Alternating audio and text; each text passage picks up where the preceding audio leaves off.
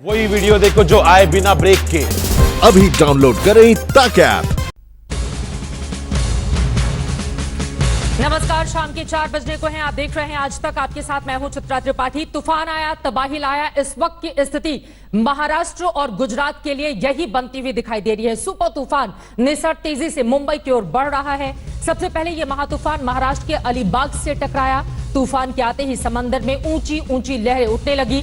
तस्वीरें भी लगातार आज तक आप तक पहुंचा रहा है। पेड़ उखड़ने लगे, बिजली के खंभे जमीन पर आ गिरे। इसका आगाज मुंबई में भी दिखा, जहां तूफान से पहले ही पेड़ गिर गए।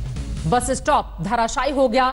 कोंकण तट पर बसे रत्नागिरी में तो तबाही का मंजर सा दिखने लगा है, जहां छतें चादर की तरह उड़ गई। मौसम विभाग की ओर से बड़ी जानकारी दी गई है कि निसर्ग तूफान की रफ्तार 100 से 120 किलोमीटर प्रति घंटा हो सकती है। ये बड़ी जानकारी निकलकर सामने आई है और लगातार इस डराते तूफान की तस्वीरें अलग अलग हिस्सों से हम आपको टीवी स्क्रीन पर दिखा रहे हैं। कुछ लोगों ने मोबाइल कैमरे से ये तस्वीरें कैद की हैं। आज तक के कैमरे से जो तस्वीरें सामने आई हैं वो भी आपके सामने है। तूफान की रफ्तार में देखिए किस तरह से बाइक गिर गई, कुछ बाइक जहां तहां से आगे की ओर बढ़ती भी चली गई और इसी तरह से जितने बोर्ड थे वो उखड़ गए, होर्डिंग्स गिर गए। कई जगहों पर पेड़ धराशायी होकर जमीन पर गिर पड़े और ऐसी ही तस्वीरें महाराष्ट्र के कई हिस्सों से निकलकर सामने आ रही हैं। सबसे ज्यादा परेशानी का सबब इस वक्त मुंबई के लिए 2 करोड़ की आबादी वाले मुंबई में भी स्थिति भयावह है। हम लोग इस वक्त पे वाशी ब्रिज पे मौजूद है। करीब 1.5 घंटा पहले साइक्लोन निसर्ग ने लैंडफॉल किया अलीबाग में और अब करीब 3 बज चुका है और जो विंड स्पीड है वो स्पीड पेस पकड़ रही है। अब वाशी ब्रिज पे आप देख सकते हैं अभी का अगर विंड स्पीड आपको बताएं तो ये 100 से 110 किलोमीटर पर आवर की स्पीड पे विंड चल रहा है। और जो मुंबई का यूजुअल मॉनसून होता है उसमें जो विंड स्पीड होती है वो मैक्सिमम 40 किलोमीटर प्रति घंटे की रफ्तार पे जाती है। पर ये जो साइक्लोन स्टॉर्म है जो आज से 100 साल में मुंबई ने कभी नहीं देखा, इस तरीके का विंड स्पीड लाया है जो पेड़ों को उधेड़ के फेंक सकता है। इलेक्ट्रॉनिक वायर्स जो है उनको नुकसान पहुंचा सकता है। तो हम लोग होप करते हैं कि इस तरीके का कोई सिचुएशन ना खराब हो मुंबई शहर में और महाराष्ट्र राज्य में। पर इस वक्त में जो विंड स्पीड है वो 100 से 110 किलोमीटर प्रति घंटे की है और इसमें खड़ा होना भी मुश्किल हो पा रहा है। हमारे दोनों साइड आप देख सकते हैं वाशी नदी है और पानी भी, बारिश का भी रुकना बंद नहीं हो रहा है। बारिश भी लगातार जारी है। इसके साथ जो विंड स्पीड है लगातार बढ़ती जा रही है और जो डस्ट जिसको बोला जाता है, जो डस्ट स्टॉर्म है वो भी लगातार बढ़ता जा रहा है। ये मुंबई की एक मुख्य सड़क है। जेजे फ्लाईओवर से उतरने के बाद कुछ छोटी छोटी जगह पर इस तरीके के पेड़ यहाँ पर गिरे हुए हैं।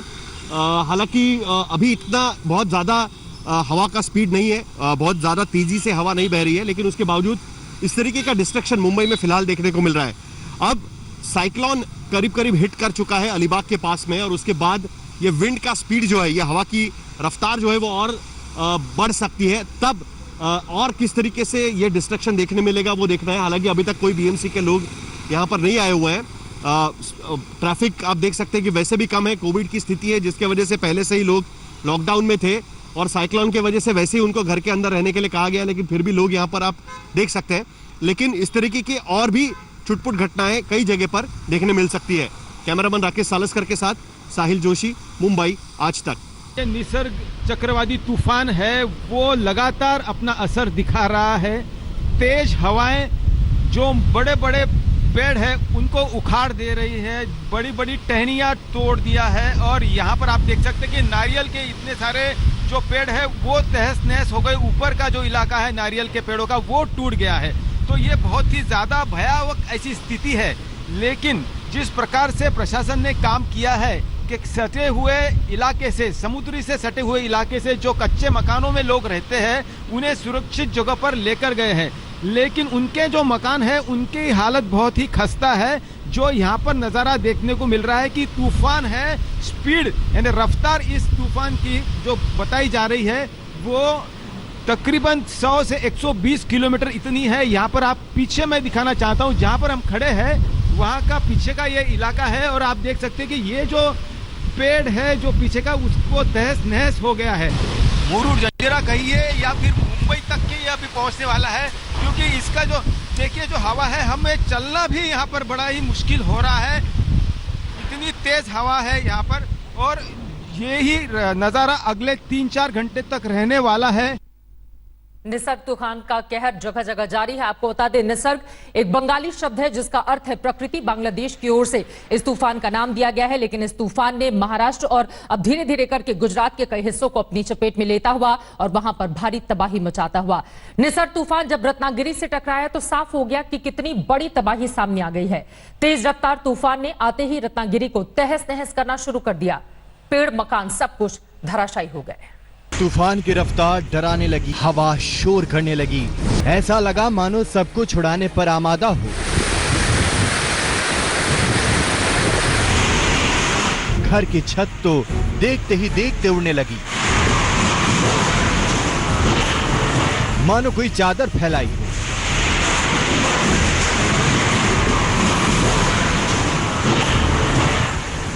तूफान के तबाही की ये तस्वीर महाराष्ट्र के रत्नागिरी की है, जहां आज दोपहर सुपर तूफान निसर्ग टकराया। दोपहर 1 बजे जैसे ही तूफान जमीन पर उतरा, खौफनाक मंजर नजर आने लगा।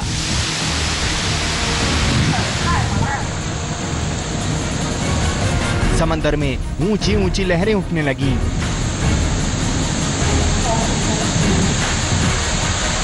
दूर खड़ा जहाज डगमगाने लगा। ऐसा लगा जैसे तूफानी हवा जहाज को ही उड़ा कर ले जाना चाहती हो। तूफान जब अलीबाग में लैंडफॉल किया, उस वक्त उसकी रफ्तार 100 किलोमीटर से ज्यादा थी। तूफान के आते ही समंदर में शोर के साथ लहरें उठने लगी। जैसे जैसे तूफान आगे बढ़ा, हवा की चाल बवंडर वाली हो गई। पेड़ों की जड़ें हिलने लगी, डालियां बिखरने लगी।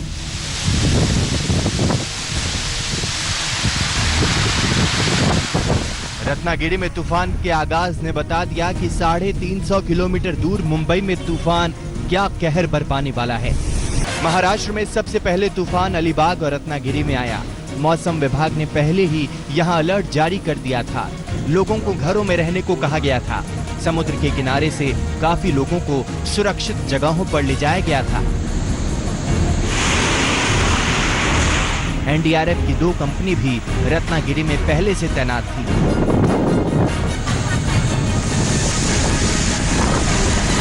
आज तक ब्यूरो। ये तस्वीरें आप देख रहे हैं, मुंबई में जगह जगह पेड़ गिरे हैं। आंधी ने अभी से मुंबई को तबाह करना शुरू कर दिया है। आज तक संवाददाता विद्या बता रही हैं मुंबई का हाल। काफी सारे मुंबई के ऐसे अलग अलग जगह हैं जहां पर कि पेड़ गिर गए हैं और यही वजह है कि बीएमसी की लाख कोशिशों के बावजूद या तो लोगों को काफी नुकसान हुआ है या फिर कई सारी जो दिक्कतें हैं वो तमाम देखने को मिल रही हैं।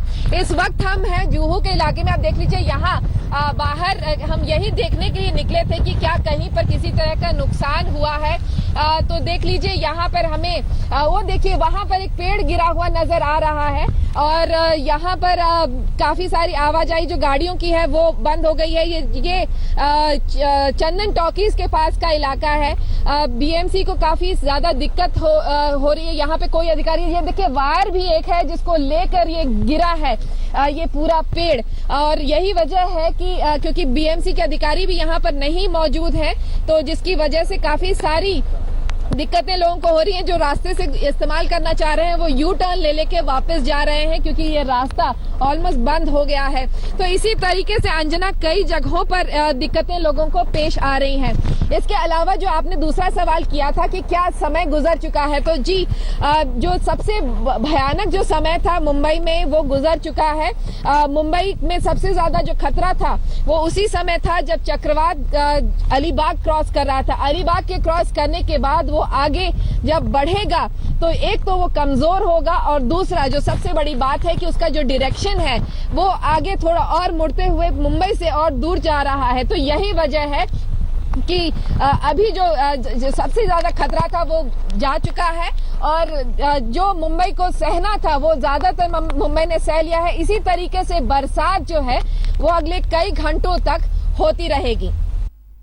120 साल के बाद ये ऐसा वक्त आया है जब आप देख रहे हैं मुंबई में किस तरह से भयावह स्थिति इस वक्त बनी हुई है। दो अलग अलग हिस्सों से हमारे सहयोगी जुड़ चुके हैं। ज्यादा जानकारी के साथ दमन से गोपी घंगर हमारे साथ मौजूद हैं और विद्या हमारे साथ मुंबई से जुड़ी हुई हैं। सबसे पहले विद्या, आपका ही रुख करते हुए अभी हालात क्या है मुंबई के? देखिए, मुंबई में जो हालात हैं वो इस तरह है कि हवा तो चल रही है, लेकिन इतनी तेज हवा जो हमने सवेरे के समय देखा था वो नहीं दिख रहा है।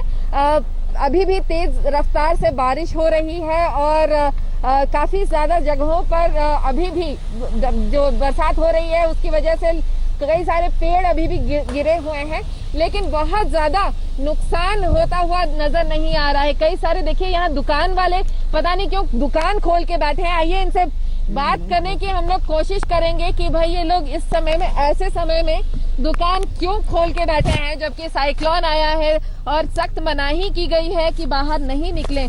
लेकिन यही नहीं, देखिए कुछ लोग खरीदने के लिए भी यहाँ पे पहुंचे हुए हैं। आइए इनसे पूछते हैं जी। अरे आप लोग दुकान क्यों खोल के बैठे हैं? आप लोग खाना है ना? जी जी मैडम। तो ऐसे समय में दुकान खोल के बैठे, वैसे आप खरीद भी रहे हैं? तो खरीद रहे, दुकान खुली है तो खरीद रहे हैं। अरे तो लेकिन अब ऐसे समय में तो निकलना ही नहीं है। ऐसे समय पे नहीं निकलना चाहिए। ऐसे नहीं निकलना। पेट नहीं है मैम, पेट है, पेट के लिए तो आना पड़ेगा, खरीदना पड़ेगा ना। क्या कर रहे हो? पेट के लिए खरीदना। तुम क्यों, आप क्या कर रहे क्या कर रहे हो? आपको भी तुम्हारे को भी नहीं निकलना चाहिए। साइक्लोन में नहीं, तुम्हारे को भी नहीं निकलना चाहिए। आप भी घर पे बैठो। अरे हम तो घर पे बैठ जाते अगर हो सकता तो, लेकिन यहाँ हम काम पे निकले हैं। आपकी ये भी काम है, कोई बाल बच्चों का पेट भरना ये भी काम है मैम। तो ये छोटे हैं, एक दिन बाद ले लेते ना। तो भाई साहब, मैडम आप लोग क्यों दुकान खोल के बैठे? बंद कर, हमारी दुकान सब बंद हो रही है। उधर देखो, कैमरा उधर लेके जा, सब बंद हो रही है। देखो हमें बता, मैडम बताइए ना, सब बंद हो रही है दुकान क्यों दुकान खोल के रखी है? कुछ नहीं, ऐसे जा रहे हैं, बंद कर रहे हैं, बंद कर रहे हैं। बताइए, बीएमसी बार बार लोगों से कह रही है कि दुकानें बंद खोलनी नहीं है। जो इतनी तेज हवाएं चल रही हैं, देखिए इनका खुद का छाता उड़ जा रहा है।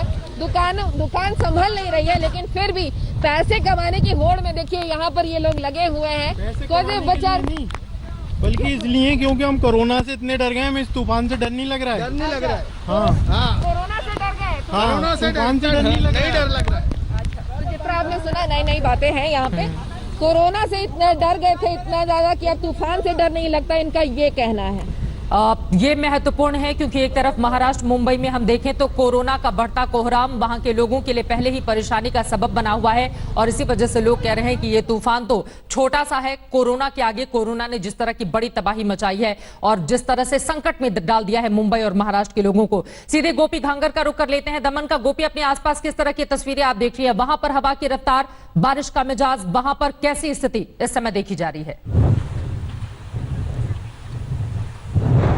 बिल्कुल, मैं आपको बता दूं कि किस यहाँ पे दमन के बीच पे हम खड़े हुए हैं। हालांकि यहाँ पे इतना ज़्यादा असर नहीं है क्योंकि जो साइक्लोन है, साइक्लोन महाराष्ट्र की साइड मुड़ गया था और उसकी जो असर है, उसकी जो हवा है वो यहाँ पे चल रही है। हालांकि सुबह जब हम यहाँ पे समुद्र के किनारे पे पहुँचे थे तब यहाँ पे हाई टाइड का था। अभी फिलहाल समुद्र में भी काफ़ी शांत हो चुका है, लेकिन लगातार यहाँ पे अगर बात की जाए समुद्र की तो दमन के साथ साथ सूरत, वलसाड, नवसारी को भी अलर्ट पे रखा गया था क्योंकि माना जा रहा था कि दिन भर जब साइक्लोन अलीबाग को टकराएगा उस वक्त यहाँ पे भी बड़ी लहरें उठ सकती है, जिसके चलते जो एनडीआरएफ की टीम है उसे भी यहाँ पे डिप्लॉय कर दिया गया था। आपको हम दिखाते हैं कि समुद्र के किनारे पर भी एनडीआरएफ की टीम फिलहाल डिप्लॉय है। वो लगातार यहाँ पे लोगों को जो माइक है, माइक में ये घोषणा कर रही है कि लोग समुद्र किनारे पे न आए क्योंकि हालांकि भले ही तूफान फिलहाल टकरा चुका है लेकिन अभी भी पूरी तरीके से जो खतरा है वो गया नहीं है, जिसके चलते एनडीआरएफ की टीम भी यहीं पे तैनात है। साथ ही जो लोकल प्रशासन है, लोकल प्रशासन भी यहाँ के स्थानीय लोगों को बार बार ये कह रहा है कि वो भी यहाँ पे न आए। साथ ही अगर इवैक्यूएशन की बात की जाए तो गुजरात में ऑलरेडी कोरोना के काफ़ी केसेस, 18,000 जितने केसेस दर्ज हो चुके हैं। तो वैसे में दिक्कत ये आ रही है कि जो लोगों को इवैक्यूएट करवाया गया, करीब 50,000 जितने लोगों को पूरे गुजरात में इवैक्यूएट करवाया गया है, सुरक्षित जगहों पर पहुंचाया गया है, तो वहां पे भी कोविड की गाइडलाइन के तहत उनको सुरक्षित स्थानों पे रखा गया है। एक सोशल डिस्टेंस का भी मेंटेन करना काफ़ी अहम हो जाता है इस वक्त जब कोरोना है। तो वैसे में सारी चीज़ों को प्रशासन कर रही है, लेकिन कहीं ना कहीं जो जिस तरीके की एक चक्रवात जो तूफान है उसका भी असर यहाँ पे देखने मिलता है। साथ ही अगर वापी सूरत इंडस्ट्रीज की बात की जाए तो आज पूरी इंडस्ट्रीज को बंद रखा गया था, क्योंकि माना यही जा रहा था कि जो तेज हवाएं आएगी और तेज बारिश होगी गुजरात में। हालांकि गुजरात में इतना ज्यादा ये संकट नहीं है, लेकिन फिर भी जो तेज हवाएं और जो बारिश है वो कल से लगातार रुक रुक के यहाँ पे चल रही है। बिल्कुल, और वही स्थिति इस वक्त हम देख भी रहे हैं।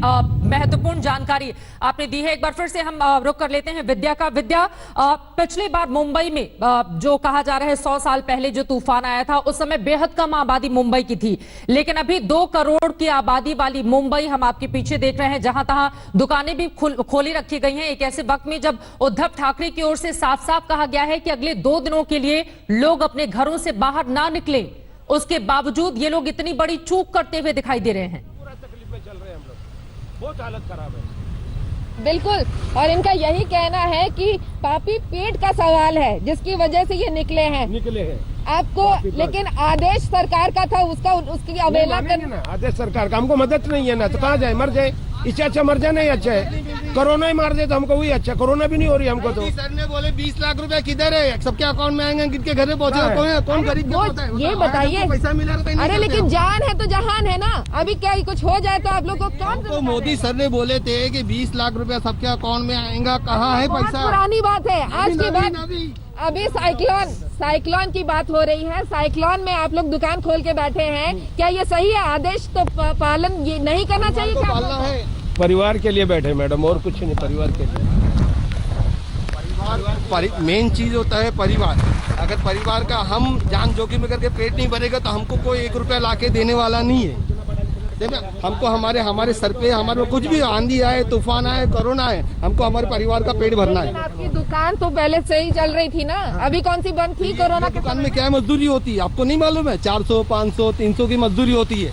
कोई लाखों लोगों को इस बात को विद्या अच्छे से समझना होगा कि उनकी जान की हिफाजत के लिए ही सरकार की ओर से तमाम इंतजाम किए गए हैं, और उन लोगों की इस तरह की चूक उनकी जान पर भारी पड़ सकती है। ऊपर से तर्क देते हुए, कुतर्क कह सकते हैं उसको, कुतर्क करते हुए लोग नजर आ रहे थे। फिलहाल शुक्रिया, आगे भी आप दोनों से जानकारी हम लेते रहेंगे। विद्या हमारी सहयोगी और साथ ही गोपी घंगर हमें दमन से जानकारी देती हुई। लेकिन मुंबई में इस वक्त जगह तक अलग अलग जगहों पर बारिश भी काफी तेज है, तूफान की आहट साफ साफ सुनाई दे रही है।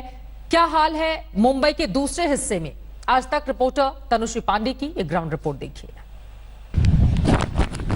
हम लोग इस वक्त वाशी ब्रिज पे मौजूद है। करीब 1.5 घंटा पहले साइक्लोन निसर्ग ने लैंडफॉल किया अलीबाग में, और अब करीब 3 बज चुका है, और जो विंड स्पीड है वो स्पीड पेस पकड़ रही है। अब वाशी ब्रिज पे आप देख सकते हैं, अभी का अगर विंड स्पीड आपको बताएं तो ये 100 से 110 किलोमीटर पर आवर की स्पीड पे विंड चल रहा है। और जो मुंबई का यूजुअल मॉनसून होता है उसमें जो विंड स्पीड होती है वो मैक्सिमम 40 किलोमीटर प्रति घंटे की रफ्तार पे जाती है। पर ये जो साइक्लोन स्टॉर्म है जो आज से 100 साल में मुंबई ने कभी नहीं देखा, इस तरीके का विंड स्पीड लाया है जो पेड़ों को उधेड़ के फेंक सकता है, इलेक्ट्रॉनिक वायर्स जो है उनकी छत उनको नुकसान पहुंचा सकता है। तो हम लोग होप करते हैं कि इस तरीके का कोई सिचुएशन ना खराब हो मुंबई शहर में और महाराष्ट्र राज्य में। पर इस वक्त में जो विंड स्पीड है वो 100 से 110 किलोमीटर प्रति घंटे की है, और इसमें खड़ा होना भी मुश्किल हो पा रहा है। हमारे दोनों साइड आप देख सकते हैं वाशी नदी है, और पानी भी, बारिश का भी रुकना बंद नहीं हो रहा है, बारिश भी लगातार जारी है। इसके साथ जो विंड स्पीड है लगातार बढ़ती जा रही है, और जो डस्ट जिसको बोला जाता है, जो डस्ट स्टॉर्म है वो भी लगातार बढ़ता जा रहा है। तनुश्री पांडे हमारी संवाददाता की रिपोर्ट देख रहे थे आप। मुंबई एक घनी आबादी वाला शहर है, समुद्र के किनारे बसा हुआ है, निचले इलाके वहां पर ज्यादा है, जगह जगह से लोगों को हटा तो लिया गया है, लेकिन खतरा वहां पर लगातार बरकरार है शाम 7 बजे तक।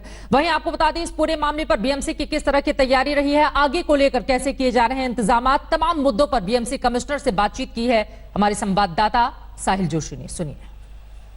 अगर पेड़ गिरता है, कुछ होता है तो आप तुरंत उसको रिस्पॉन्स करो, 3 से 4 मिनट में चीजें क्लियर हो उस तरीके से आप मॉनिटर करो सिचुएशन को। उसके लिए हमने कल सुबह हमारे ध्यान में आया कि इसके लिए सबसे जो अच्छी हमें एडवाइस मिल सकती है वो उड़ीसा से मिल सकती है, क्योंकि वो उड़ीसा के जो हमारे भाई हैं हर साल फेस करते हैं ऐसे साइक्लोन्स को, क्योंकि मुंबई में पिछले 129 साल में 129 ईयर्स से कोई साइक्लोन आया नहीं, तो हमें उतना एक्सपीरियंस नहीं है। इसलिए हमने उनसे सलाह ली, उनकी एडवाइस ली। उन्होंने हमें एक अच्छी एडवाइस दी कि जब ये साइक्लोन आता है तो बड़े बड़े पेड़, बड़े बड़े होर्डिंग्स ये मेन रोड पे गिर जाते हैं, और मेन रोड ब्लॉक होने से जो रेस्क्यू टीम्स हैं, एनडीआरएफ टीम्स की, बाकी हमारी टीम्स, वो मूव नहीं कर पाती और उससे जो रेस्क्यू ऑपरेशन डिले हो जाता है। उसके लिए उन्होंने एडवाइस की कि आप हर पुलिस स्टेशन में, हर वार्ड ऑफिस में करीब 20 लोगों का लेबर रखिए, उनको जो ट्री कटिंग और बाकी उनका जो इक्विपमेंट है वो दीजिए, ताकि कुछ होने पे इमीडिएटली मेन जो आर्टरीज है शहर के वो क्लियर हो सकें। नमस्कार, मैं हूं अंजना ओम कश्यप। हमें उम्मीद है ये वीडियो आपको पसंद आया होगा। लेटेस्ट खबरों के लिए यूं ही देखते रहिए आज तक, और इस वीडियो के पसंद आने पर लाइक, शेयर एंड सब्सक्राइब करना ना भूलें।